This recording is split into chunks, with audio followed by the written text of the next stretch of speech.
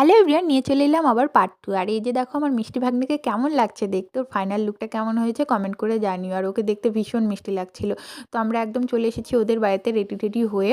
তো আমিও পরে নিয়েছিলাম একটা শাড়ি, তারপরে ওর থালা সাজানো হচ্ছিলো। এখানে আমরা সবাই মিলে ওর থালাটা সুন্দরভাবে সাজিয়ে দিচ্ছিলাম। ওর একটা ভীষণ শখ ছিল যে ওকে সাজিয়ে গুছিয়ে খেতে দেওয়া হবে। আর পাশে কেকও চলে এসেছে, এই যে সাজানো কমপ্লিট, কেকটাও ভীষণ সুন্দর ছিল। আর এই যে সব কিছু একদম রেডি, এখন হবে কেক কাটিং। তো ওর এবার 10 বছর পূর্ণ হলো। আর এইখানে দেখো কেক কাটিংয়ের জন্য দাঁড়িয়ে পড়েছে। আর এখানে আগে কয়েকটা ছবি তোলার জন্য পোজতে কয়েকটা ছবি তুলে নিচ্ছিল, ভিডিও করে নিচ্ছিল। আর এখানে সবাই রেডি ওর কেক কাটিং দেখার জন্য। আর এই যে কেক কাটা শুরু হয়ে গেছে। ভীষণ মিষ্টি লাগছিল ওকে দেখতে। আমি তো ওর উপর থেকে চোখই সরাতে পারছিলাম না। আমি সাজিয়েছিলাম সেই জন্য না, আর ও কিন্তু আমার সেই মালাটা পরেছিল যেটা আমি নিজের হাতে তৈরি করেছিলাম। যাই হোক, ও এখন খাবারগুলো খেতে বসে পড়েছে। আর রিভিউটা দেখো কি সুন্দর করে দিচ্ছিল। আর ও সারাদিন আজকে কিছু খায়নি। তো এখানে আমরা সবাই খাওয়া দাওয়া সেরে এখন বসে আছি, একটু আড্ডা দিচ্ছিলাম। আজকের ভিডিওটা এই পর্যন্তই ছিল। সবাইকে টাটা।